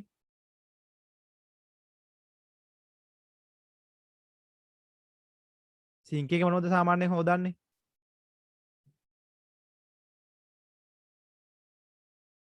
කො උත්තර? ඉංගන් හොදනවා, කෝප්ප හොදනවා. පිංගන් හොදනවා, කෝප්ප හොදනවා, ඉඳුල් හොදනවා. එතකොට අපි මේකේ හොදන්නේ ඔක්කොම මොනවද? කුණුනේ. ඉඳුල්, කුණු, ඔය තේ බිව්වහම තේ ටිකේ අන්තිම ටික කෝප්ප හොදනවා. ඕවා. ඒ කියන්නේ නිතරම මේ සිංක් එකට අපි දෙන්නේ මොනවද? කුණු. කුණු. එතකොට මේ ඩ්‍රේන් එකෙන් ඇවිල්ලා අපිට මේකේ අවුට්පුට් එකට එන ඒවා හොඳ ඒවද නරක ඒවද? දැන් අපි ගත්තොත් කුණු නම් අපි අතුල් කරන්නේ මොනවද එළියට එන්නේ අපිට?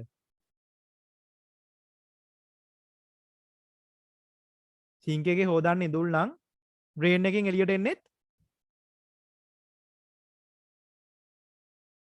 ඔයාලගේ සිංක් එකේ කොනට ගිහිල්ලා බලන් හිටියොත් මොනවද එන්නේ? ඉඳුල්මයි. ඉඳුල්මයි. නැත්තම් කුණුමයි. කුණු අතුරට දැම්මොත් කුණුමයි එළියට එන්නේ. ඒ වගේම තමයි process එක. අපි input කරන data කුණු නම් සම්පූර්ණ නැති බාගර තියෙන හරියට process වෙච්ච නැති data නම් අපිට නිර්මාණය වෙන තොරතුරත් කුණුම තමයි. කුණුම තමයි. ඒක නිසා සාමාන්‍යයෙන් තොරතුරක information නැත්නම් තොරතුරක quality එක වැඩි කරගන්න නම් හොඳම ක්‍රමය තමයි අපි ඇතුළත් කරන දත්තවල quality එක improve කරන එක. ඇතුළත් කරන දත්තවල quality එක improve කරන එක තමයි අපි කරන්න ඕන. එතකොට අපිට මොනවද කරන්න පුළුවන්? complete data input කරන්න පුළුවන්. සම්පූර්ණ දත්ත. අපි හැම දත්තයක්ම අවශ්‍ය වන process එකට අදාළ වන සියලුම දත්ත input කරනවා. ඊට පස්සේ quality data input කරන දත්ත quality වෙන්න ඕන. ගුණාත්මක භාවයෙන් ඉහළ දත්ත වෙන්න ඕන. එතකොට තමයි අපිට ගුණාත්මක භාවයෙන් ඉහළ තොරතුරක් නිර්මාණය කරගන්න හැකියාව තියෙන්නේ. හරිද? තව අපිට වැඩක් දිනු කරගන්න පුළුවන්. එකක් data එක improve කරා. තව මොනවද?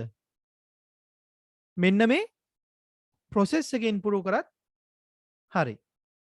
අපි හොඳ processing එකක් දානවා. අපිට කියන්න පුළුවන් good processing techniques. ගුණාත්මක ක්‍රියාවලියකට යොමු කිරීම. ඔන්න ඔය වගේ කරුණු අපිට භාවිතා කරොත් අපිට පුළුවන් මොකද්ද? හොඳ තොරතුරක් නිර්මාණය කරගන්න. පළවෙනි එක complete data තියෙන්න ඕනේ, quality data තියෙන්න ඕනේ. හොඳ good processing techniques පාවිච්චි කරන්න ඕන. ගුණාත්මක ක්‍රියාවලියක් භාවිතා කරන්න ඕන. හරි? ලියා ගන්න තොරතුරක quality එක improve කරගන්න පුළුවන් ක්‍රම. 19 20 පරිගණකයක් මිලදී ගැනීමේදී ඔබ විසින් සැලකිලිමත් විය යුතු කරුණු මොනවාද? මොනවද කම්පියුටර් එකක් මිලදී ගැනීමේදී ඔබ විසින් සැලකිලිමත් විය යුතු කරුණු? storage, මගේ අම්මේ.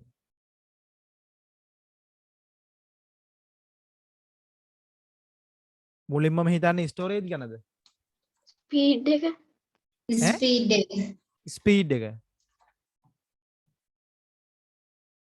තව මම දෙවෙනියෙන් දීලා තියෙන storage එක පළවෙනියට ඉවුවට පළවෙනිට මොකද ලියලා තියෙන්නේ? speed එක ලිව්වා. මම නම් ඔය දෙකම නෙමෙයි මුලින්ම හිතන්නේ.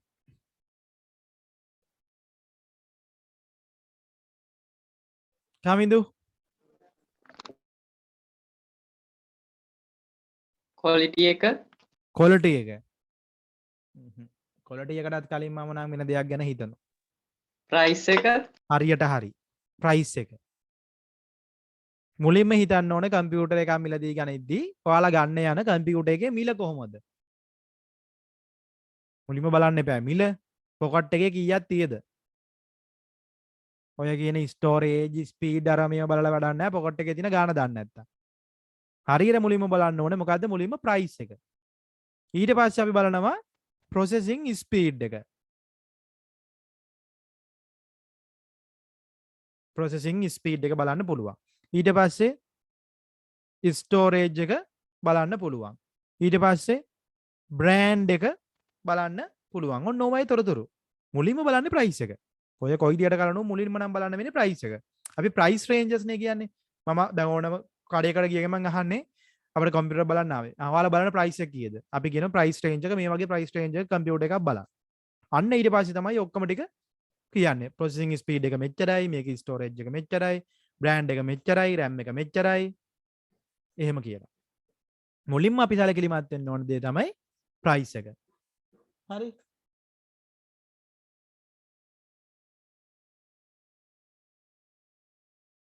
බ්‍රෑන්ඩ් එක ගැන හිතන්න පුළුවන් ඊට පස්සේ ස්පීඩ් එක ගැන හිතන්න පුළුවන් ස්ටෝරේජ් ගැන හිතන්න පුළුවන්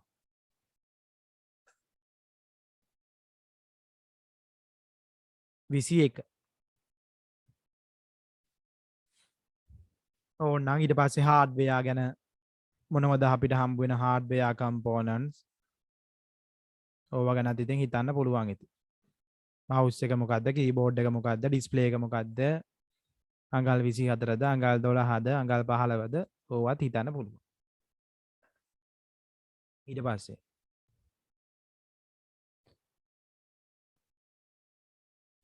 තොරතුරු පද්ධතියක් ඉන්ෆර්මේෂන් සිස්ටම් යනු කුමක්ද උදාහරණ දෙමින් එහි සංඝටක පැහැදිලි කරන්න තොරතුරු පද්ධතියක් ඉන්ෆර්මේෂන් සිස්ටම් යනු කුමක්ද උදාහරණ දෙමින් එහි සංඝටක පැහැදිලි කරන්න කම්පොනන්ට්ස් මොනවද ඉන්ෆර්මේෂන් සිස්ටම් එකක මොනවද තියෙන කම්පොනන්ට්ස් data data තියෙන්න process ඕනේ information අපිට තියෙන්න ඕනේ ඉන්පුට් එකක් තියෙන්න ඕන process එකක් තියෙන්න ඕන output එකක් තියෙන්න ඕන. ඒතර input කරන්නේ මොනවද? data. process කරලා output එකක් එන්නේ මොනවද? information ආදාන ප්‍රතිදාන. කියන මොනවද උදාහරණ? information systems වලට උදාහරණ කියන බලන්න. ATM, ATM. Average marks. Average marks. barcode reader, Barcode reader.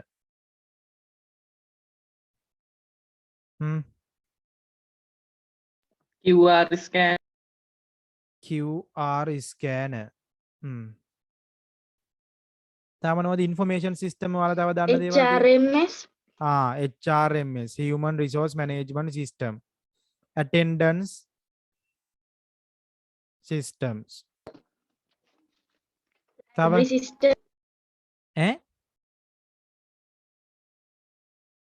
ඇහුන්නේ නැහැ නේද? library system, ඒත් මට තේරුන්නේ library system, නැහැ. library system. ඔය වගේ දේවල් අපිට ලියන්න පුළුවන්. මේ ඇවිල්ලා ඔක්කොම information system. input එකක් තියෙනවා, process එකක් තියෙනවා, output එකක් තියෙනවා. හරි.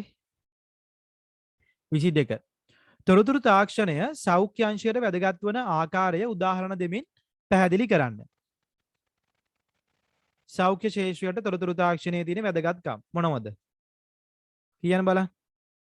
අපි මේවා ලියුව ඕන තරම්. වෛද්‍ය පරීක්ෂාවට හා රෝග හඳුනා ගැනීමට භාවිත කරන අපි කියන මොනවද? disease identification,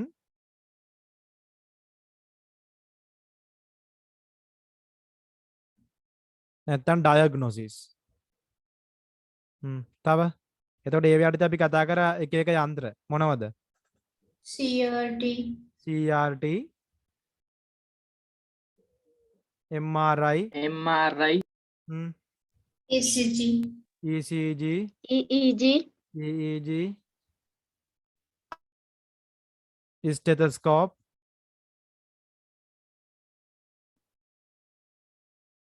ඊට පස්සේ pressure gauge, thermometer, ඔය වගේ දේවල් කියන්න පුළුවන්. තා මොනවද? disease diagnosis. ඊට පස්සේ telemedicine, Medicine. telemedicine. තව E-channeling. e-channeling, E-ambulance service. e-ambulance, eDoc, e-doc. ඊට පස්සේ remote surgery, remote healthcare. ඊට health පස්සේ training, health training.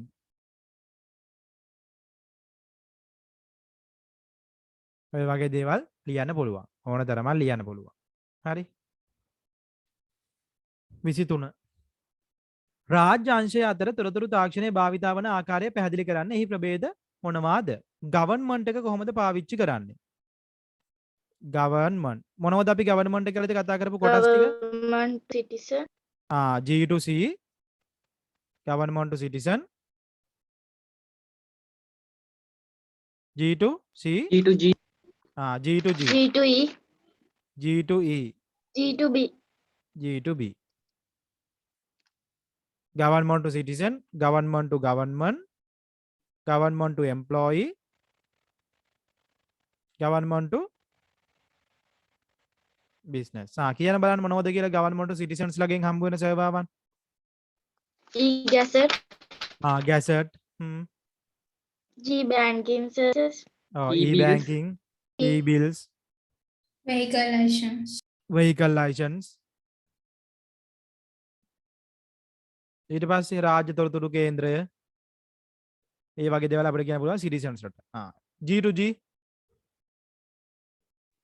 government law set, hmm, tourist management, visa, visa, Custom rules. embassy, Immigration. immigration. ඊට පස්සේ G to E, employee ලට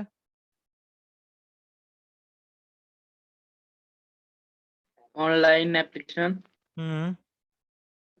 e-banking services, Yes, yes sir. sir, gazettes Online application. online applications promotions banking loans ඒවා G2B business Tax rules, information. ඇහුන්නේ loans business registration business registrations loans Tax information. tax information business rules, business rules and regulations ඔය වගේ දේවල් ලියන්න පුළුවන් 24 ද්විතීක ආචායනයක් secondary storage එක මිලදී ගැනීමේදී සැලකිලිමත් විය යුතු කරුණු මොනවාද secondary device එකක්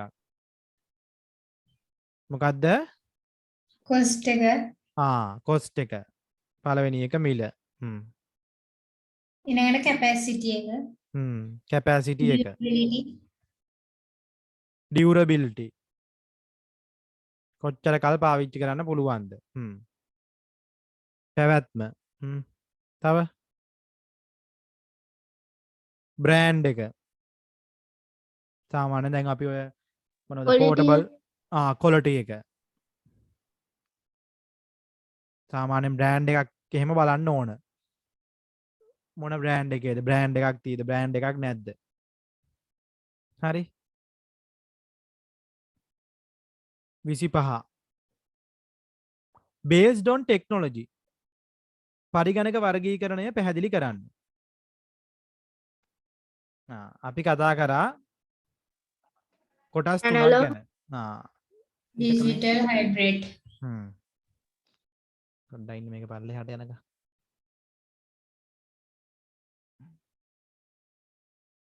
හරි 25 අපි කම්පියුටර් ක්ලාසිෆිකේෂන් එක නැත්නම් වර්ගීකරණය කතා කරා කොටස් තුනක් යටතේ මොනවද කොටස් තුන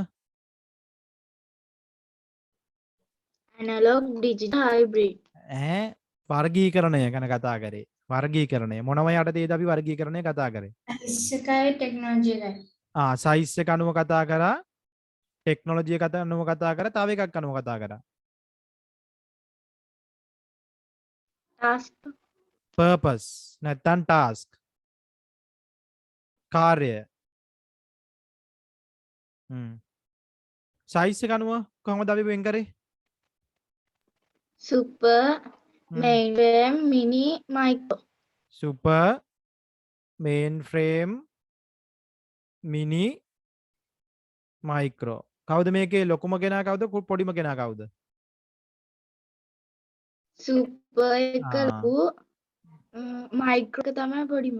හරි සුපර් පැත්තට යනකොට මයික්‍රෝ ඉඳන් සුපර් පැත්තට යනකොට විශාලත්වය වැඩි වෙනවා සුපර් කම්පියුටර් එකක් තමයි විශාලත්වයෙන් වැඩිම ඒ වගේම තමයි එයාගේ කම්පියුටිං පරිගණන ශක්තිය කාගේද වැඩිම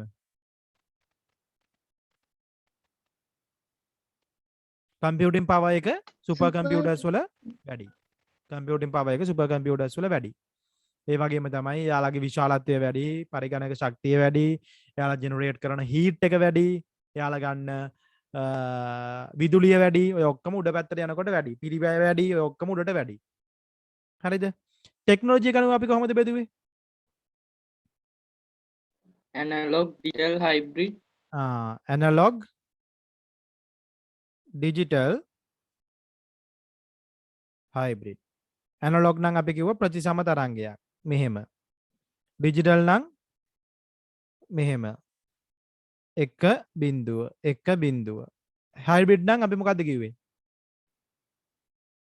මේ දෙකම පාවිච්චි කරනවා එකතු කරලා පාවිච්චි කරන මොකක්ද උදාහරණයක් හයිබ්‍රිඩ් වලට හයිබ්‍රිඩ් සිස්ටම් පාවිච්චි වෙන උදාහරණයක් මම කිව්වා ECG එක මතකයිනේ මෙහෙම වේව් ෆෝමැට් එකකුත් යනවා කිව්වා අංකෙකුත් පෙන්නනවා කියලා කිව්වා purpose අනුව කොහොමද බෙදන්නේ General purposes, special task. general purpose සහ ස්පෙෂල් ටාස්ක්. මොනවද ජෙනරල් පර්පස් කියන්නේ? පොදු කාර්ය. පොදු කාර්ය. එතකොට අපි සාමාන්‍යයෙන් භාවිතා කරන පරිගණක භාවිතා කරන්නේ පොදු කාර්යයන් සඳහා. ඔය මොනවා හරි වීඩියෝ එකක් එඩිට් කරගන්න, ඉන්ටර්නෙට් යන්න, YouTube බලන්න, ගේම් එකක් ගහන්න, ඔය වගේ දේවල් වලට අපිට කියන්න පුළුවන් ජෙනරල් පර්පස්. Word document එකක් හදාගන්න, presentation එකක් හදාගන්න. Special task ECG, ATM, ECG වගේ වට පාවිච්චි කරන මැෂින්. ATM මැෂින් එක. machine, මොනවද? X-ray machine. X-ray. ඒවත් අපිට කියන්න පුළුවන් ස්පෙෂල් ටාස්ක්. මොකද්ද මේ ATM කියන එකේ දිග වචනේ? Automatic automatic teller machine. teller machine. Okay. හරිද? ඔන්න ඔය දේවල් මතක තියෙන්න ඕන. මේ කතා කරේ පළවෙනි පාඩම් දෙකෙන්. හරි? ඔපරේටින් සිස්ටම් වල පොඩි පොඩි කොටස් ටිකක් කතා වුණා. මේවා මතක් කරගන්න. මම මේ අමතක වෙන නිසා තමයි දවසක් අරගෙන මේ මතක් කරේ. නැත්නම් ඔයාලට මේවා අමතක වෙනවා. හරි? ඊළඟ අපිට අනිත් පාඩම බොහෝ දුරට තව සති දෙකකින් වගේ ඉවර කරගන්න පුළුවන් වෙයි. එතකොට අපේ 10 වසරේ සිලබස් එක ඉවරයි. තව පොඩි කොටසයි තියෙන්නේ 10 වසරේ සිලබස් එකේ. ඒ කියන්නේ අපි දැන් තීර ටික කතා කරලා ඉවරයි. අපි බලන්න තියෙන්නේ ඇක්සස් පාවිච්චි කරලා කොහොමද ඩේටාබේස් එකක් හදන්නේ කියලා. ඔයාලට සාමාන්‍යයෙන් පේපර් එකේ එහෙම වුණත් ඔය ලොකුවට නම් ඔය ඇක්සස් ආශ්‍රිතව අහන්නේ නැහැ. හැබැයි අර අපි මෙච්චර කතා කරපු තීරි කොටස් ආශ්‍රිතව අහනවා. එතකොට අපි ගිය සතියේ කතා කරා ප්‍රාථමික යතුරක් කියන්නේ මොකක්ද? ප්‍රයිමරි කී එකක ෆීචර්ස් මොනවද? කම්පොසයිට් කී එකක් කියන්නේ මොනවද? ඒකේ ෆීචර්ස් මොනවද? ෆොරින් කී එකක් කියන්නේ මොනවද? ඒකේ ෆීචර්ස් ටික කතා කරා. මේ ටික හොඳට බලන් ඉන්න ඊළඟ සතියේදී. හරිද? ඊට පස්සේ අපි කතා කරනවා මේ ෆීචර්ස් එක කොහොමද රිලේෂන්ෂිප්ස් අතර කොහොමද ෆීචර්ස් තියෙන්නේ කියලා. 1 to 1, 1 to many, many to many. ඊට පස්සේ අපි බලනවා කොහොමද ඩේටාබේස් එකක් එහෙම හදාගන්නේ. ඩේටාබේස් එකක් හදාගන්න කොහොමද? ඒවල ඩේටා ඉන්සර්ට් කරන්න කොහොමද? ෆෝම්ස් පාවිච්චි වෙන්නේ කොහොමද? ඔය වගේ ෆීචර්ස් ටිකක් අපි කතා කරනවා ඊළඟ සතියේ ඉඳන්. පැහැදිලිද? එතකොට මේ මාසේ ඉවර වෙද්දී පාඩම ඉවර කරගන්න පුළුවන්. ඊට පස්සේ නොවැම්බර් පළවෙනි සතියේ ඉඳන් අපි 11 වසරේ පාඩම් පටන් ගමු. දැන් නැත්තම් ආයි මතක් කරලා නිවාඩු ඕනද? මොකද කරන්නේ?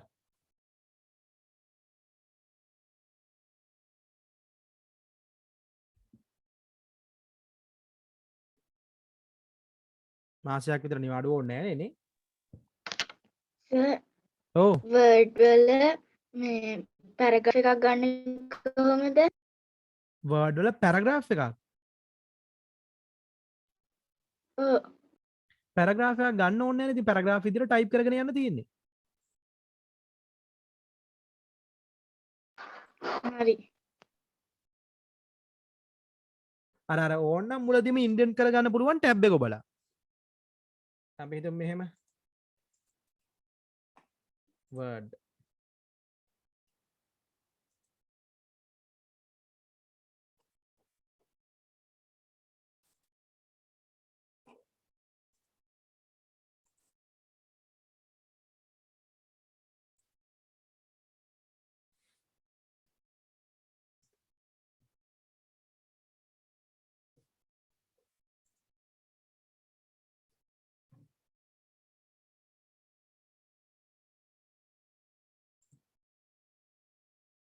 ඉතින් මෙහෙම හිතමු ටයිප් කරන් යනවා. දේශාන් කෝෂල සුමන තිලක මොකක්ද ටයිප් කරලා ගමු විකිපීඩියා එකේ. ටයිප් කරනකොට වඩා ලේසියි.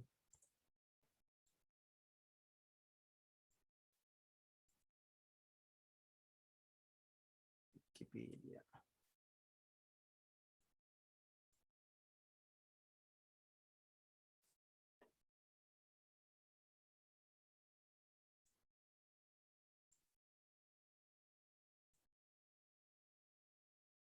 හරි අපි හිතුව මෙන්න මේ වගේ ඩොකියුමන්ට් එකක් තියෙනවා අපේ ගාව. හරි අපි හිතුව මේක අපි align කරගත්ත කියලා justify මේ දැන් මේක ඇවිල්ලා ඒක පැරග්‍රාෆ් එකක් විදිහට අපිට ගන්න පුළුවන්. අපි හිතමු තව පැරග්‍රාෆ් එකක් ගන්නවා කියලා. එතකොට අපි enter එකක් දීලා මේ අපිට ඕන නම් මේක පටන් ගන්න පුළුවන් මෙහාට කරලා මේ ටැබ් එකකින්. මේ එතකොට මෙයා අපි එක පැරග්‍රාෆ් එකක් විදිහට ගන්න පුළුවන් මෙයාව. සාමාන්‍ය අර පැරග්‍රාෆ් එකක් පටන් ගත්තේ අපි අර ටැබ් එකක් දාලා මේක පොඩ්ඩක් එහාට කරලා තියාගන්න මේ. අපි දන්නවා මේ අලුත් පැරග්‍රාෆ් එකක්. හරිද? හරි සර්. නැත්නම් ඉතින් වෙන විදියක් නෑ. HTML වල නම් තියෙන පැරග්‍රාෆ් හදන්න විදියක් නැත්නම් සාමාන්‍ය පැරග්‍රාෆ් ලියද්දි ඔහොම තමයි ලියන්නේ. ඉස්සරහට පොඩි ටැබ් එකක් දැම්ම නම් හරි. එතකොට ලයින් එකක් පොඩ්ඩක් අතුරට වල තමයි පටන් ගන්න. එතකොට අපි දන්න මේ පැරග්‍රාෆ් එකක්. හරි? හරි සර්.